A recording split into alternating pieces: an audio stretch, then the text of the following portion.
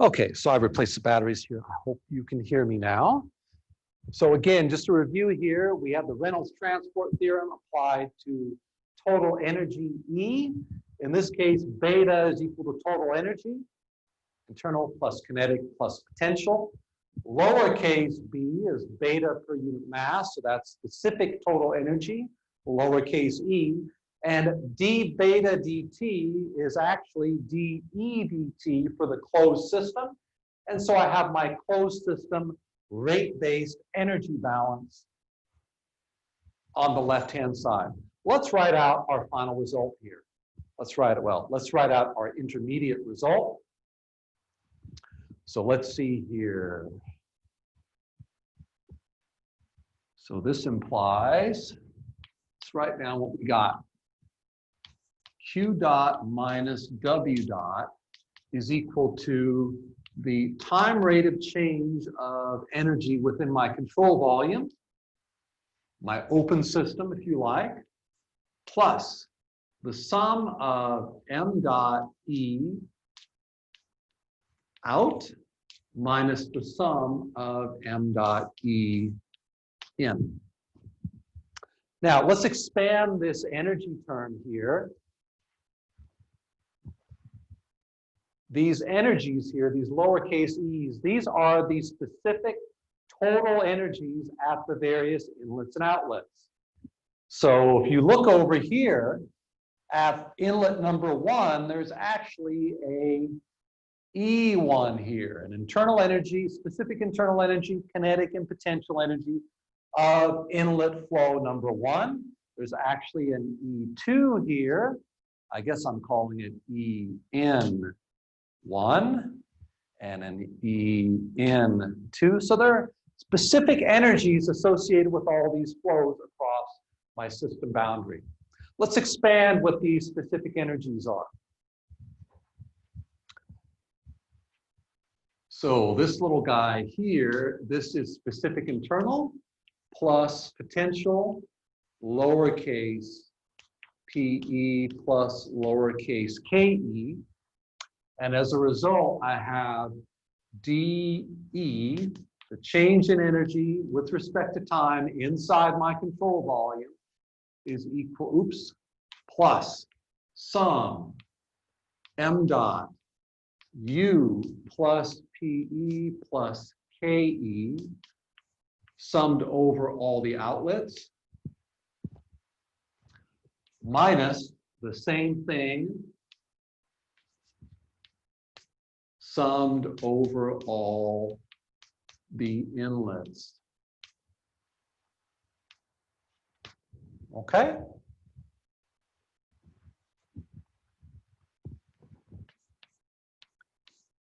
Q dot minus W dot, the heat added minus the work done by my open system is equal to the time rate of change of energy in my open system plus the sum of the total energy flows out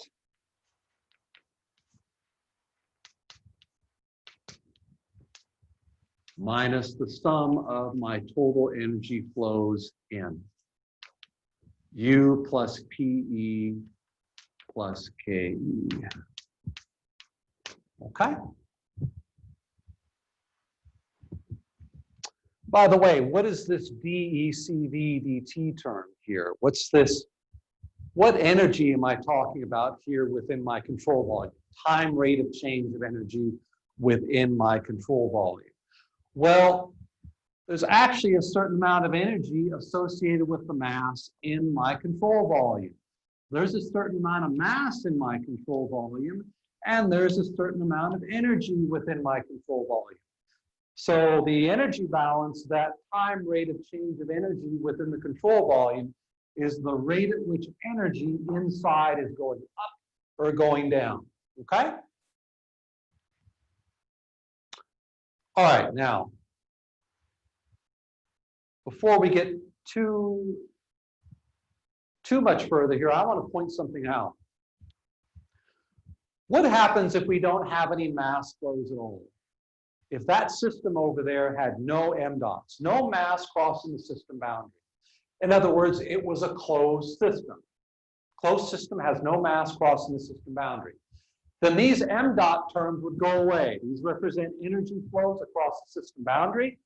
These guys would go away, and I would get q dot minus w dot is equal to dE dt within the control volume. That would be the closed system energy balance. So the open system energy balance is equivalent to the closed system energy balance. It reduces to the closed system energy balance when there are no mass flows across the system boundary. We would hope that it did. We would hope that it did. Okay. Now, there's one little thing here. There's actually a new form of work that we encounter when we have open systems. A new form of work. There are actually pressures on the various inlets and outlet port locations. There's actually pressures there. So the pressure is applying a force. The flow is moving in and out of my system through the ports. So we have fluid moving. In other words, we have flow velocities. A pressure times a velocity times a flow area gives you a power. So the pressure at the inlet and the outlet ports results in work or power being applied to my system. There is a fourth form of work or power being done when we have an open system, and it's associated with pressure. We're going to call this work pressure work. It's the work required basically to force the flow in and then force the flow out. A pressure work, a fourth form of work. Remember the previous three were boundary, shaft, and electric, but now we have a fourth, which is pressure work. So let's take a moment here to investigate what pressure is, pressure work, or if you like, pressure power. Power is energy per unit time. So let's investigate what pressure power is and how we calculate it and how we can incorporate it into our energy balance. Okay, so right now, in fact, let me make sure we're on the same page.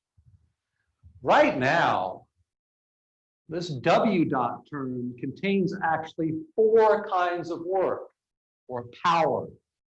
There's W dot shaft plus W dot electric plus W dot boundary, and now we got the new one, W dot pressure. So there's actually four kinds of work or power going on. The additional kind due to pressure to force the flow in and then out of the control volume is only present when you have an open system. Now we're going to try to calculate what this pressure power is, or pressure work per unit time, and then we're going to modify our energy balance so that it contains automatically the pressure power, okay? So, let's say we have a channel. So here's our little channel right here. We have an inlet and an outlet. Now at the inlet, I have a pressure P1, I have a velocity VEL1, and of course I have a density ρ1, and I have a flow area, area 1. So maybe this is a circular pipe, so this is area 1. Okay, maybe that's our inlet flow area. Same thing at the outlet. Same thing at the outlet. I have a P2, I have a ρ2, I have an area 2, and of course I have a velocity VEL2, okay? VEL2.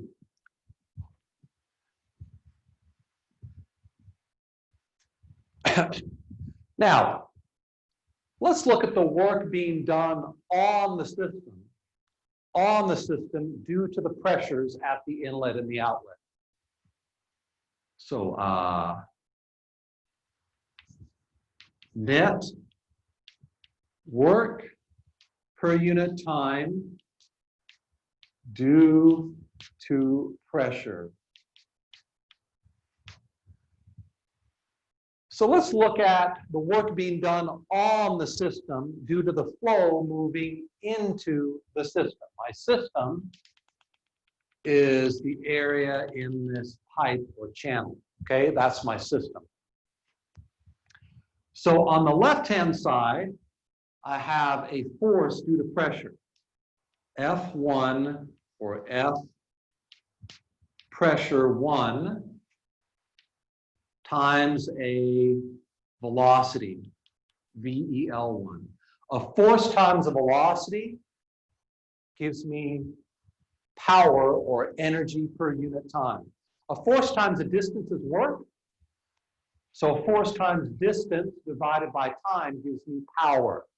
So this is pressure power on the right-hand side, left-hand side.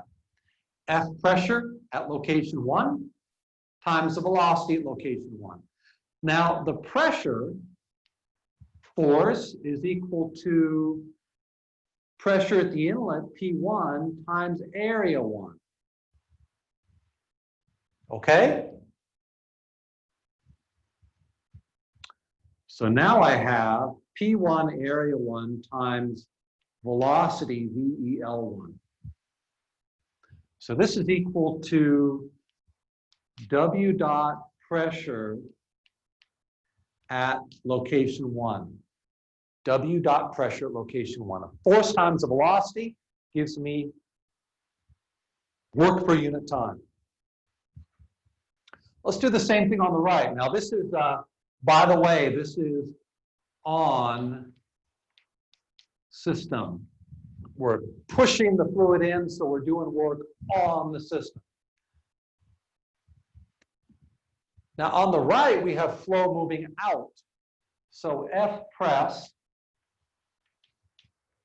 at location 2 times velocity at location 2. That gives me pressure power, and that is being done by the system. There's a pressure here, and the system is pushing the fluid out. So the system is doing work to push the fluid out. So F press 2 times velocity 2, that's equal to the pressure at the outlet times the flow area at the outlet times velocity VEL2. Okay? And that is equal to the pressure power at location 2, and that is by system. On system, by system. On system, by system. Okay, a force times the velocity applied at the inlet and the outlet gives you powers. Okay? Now I'm going to rewrite both of these equations in terms of the mass flow rate. A velocity times an area times a density. Velocity times an area gives you a volume flow rate times a density would give you a mass flow rate. So I'm actually going to write one more line here. P1, and I'm going to multiply both sides of the equation. Divide and multiply this term by density, and I'll end up with an m dot. So I have m dot 1, and then I have a 1 over density 1. So I divided and multiplied this term by density at the inlet. Area times the velocity gives me an m dot. So I get m dot 1 over density. Same thing over here.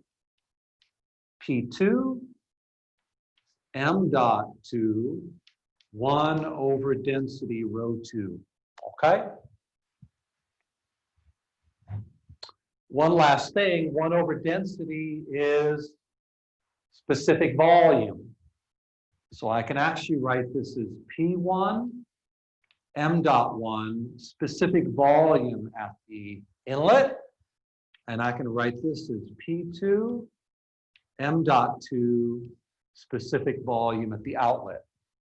Okay?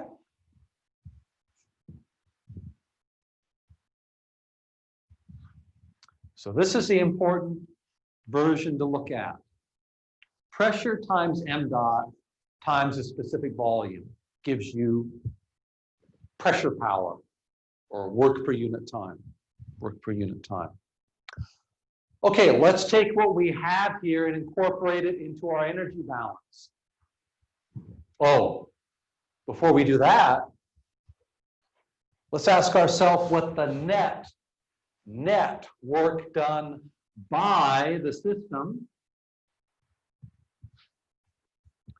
What's the net power or net work per unit time done by the system due to pressure? Net pressure power, W dot pressure. And what I mean by that is by system. Well, that's equal to P2 m dot 2 minus specific volume at location 2. So P2 m dot 2 specific volume at location 2 minus the work done on the system, P1 m dot 1 specific volume 1. So this is all equal. This is W dot pressure. That's the pressure power, net pressure power done by the system.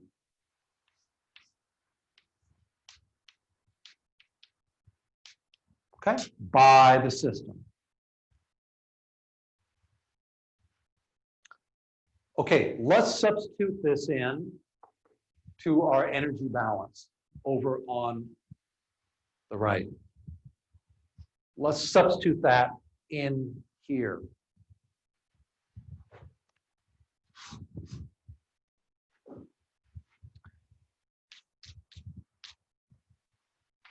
Q dot minus, and then I got a bunch of works. W dot, and they're all works. I'm going to divide this work up into two specific terms. Everything that does not belong in pressure power, and then pressure power. So W dot exclude pressure power. So that's shaft electric boundary. We're pretty used to these. And then I've got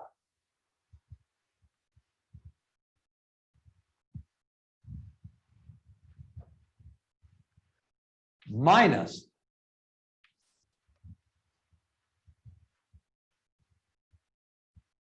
P2 m dot 2 V2,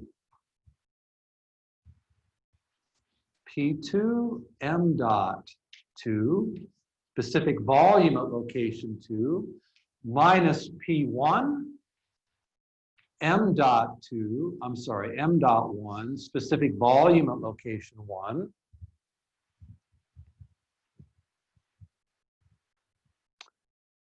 By the way, in our channel problem, we only have one inlet and one outlet.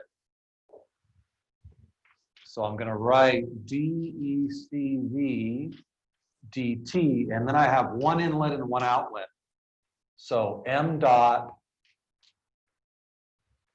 2, that's my outlet, U plus PE plus KE2 minus m dot 1, that's my inlet, U plus PE plus KE1. So I'm applying my energy balance to my channel. Apply my energy balance to the channel. One inlet, one outlet. Let's see what the energy balance looks like applied to my channel. So apply to channel. Okay? Let's take the pressure power term. So this is the pressure power term. W dot. That's my W dot pressure. Let's take it and put it on the other side of the equation.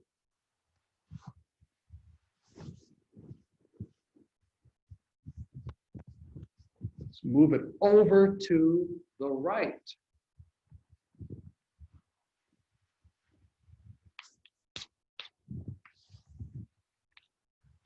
Q dot minus W dot. And this W dot excludes pressure power. In other words, it's boundary plus shaft plus electric, all the stuff we're used to for a closed system. And then I got the time rate of change of energy within my channel.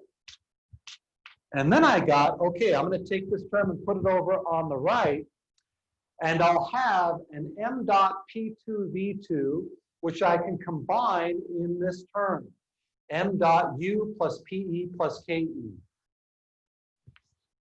So m dot 2 U plus pressure times specific volume.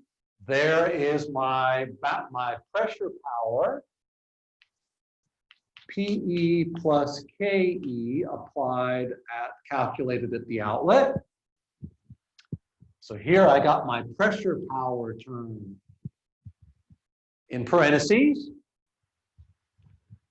minus m dot 1 U plus pressure times specific volume plus specific potential energy and kinetic at the inlet. What is U plus PV? What's U plus pressure times specific volume? We know what that is. That's specific enthalpy, H. H. I told you enthalpy was going to be important soon. Enthalpy crops up when you're doing open system energy balances all over the place. Q dot minus W dot. I'm not going to write excludes pressure power anymore. It's understood this is shaft, electric, and boundary. D ECV dt plus m dot 2 H plus PE plus KE at the outlet minus m dot at the inlet, H plus specific potential plus specific kinetic energy at the inlet. This is the open system energy balance as applied to my single inlet, single outlet channel that we use to derive the expression for pressure power. The only difference between this equation and the original energy balance we had prior to the discussion of pressure power is the internal energy was here in place of the enthalpy. So this version right here includes the effect of pressure power automatically within the energy balance. And we do that by substituting H in place of specific internal energy, U. And the W dot here, remember the W dot is W dot shaft plus W dot electric plus W dot boundary, okay? No pressure power in this term. The pressure power has been swallowed up on the right-hand side and the U's became H's. Let's write the final version of the energy balance for multiple inlets and outlets. We had a single inlet, single outlet. For the example, let's generalize this for multiple inlets and outlets. Q dot minus W dot is equal to the time rate of change of energy within our control volume plus sum m dot H, not U, PE, KE summed over all outlets minus the same thing. M dot H, not U, plus specific potential and kinetic summed over all inlets. This is the open system energy balance, including pressure work or pressure power. Open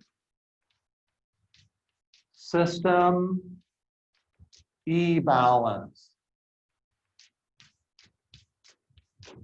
Write it down, commit it to memory. We're going to be using this equation for the rest of the semester, more or less, just like we've been using the energy balance for a closed system over the semester. We're going to continue to use it and continue to use this.